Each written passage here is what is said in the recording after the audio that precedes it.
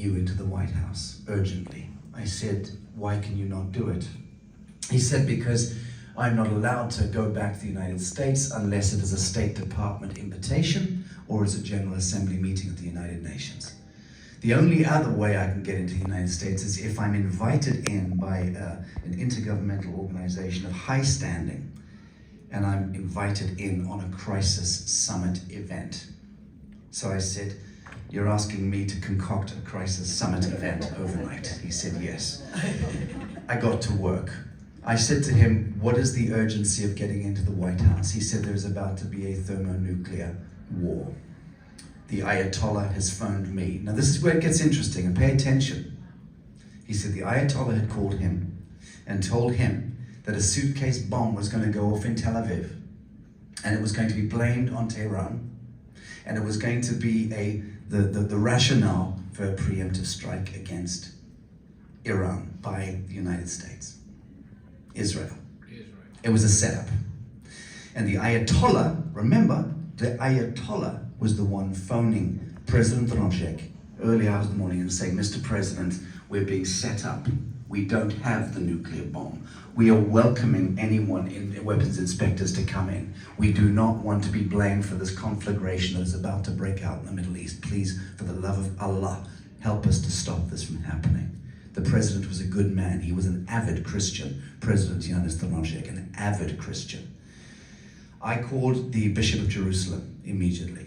He said, Sacha, have you heard what's about to happen in the Middle East? I said, Your Grace, yes. I've heard it through President Dainon this morning. He said, I'm at your service. I will come with you to New York. I will do whatever you need. It ended up, I took His Grace the Bishop of Jerusalem with me. We went to New York. We brought in President Dainon and his right hand. I set up a meeting with the Global Security Institute. And this is where it gets even more interesting.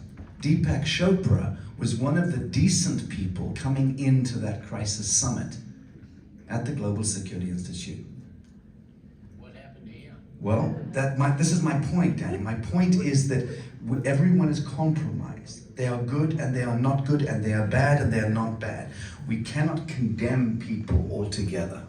I'm just saying that Deepak Chopra and Dr. Jeffrey Sachs, #1 economist pretty much in the world today as a pundit, Jeff also came into that private summit that I was convening in the boardroom of the Global Security Institute, which invited the President Slovenia in. And we went to try to hack our way into the Oval Office. Why?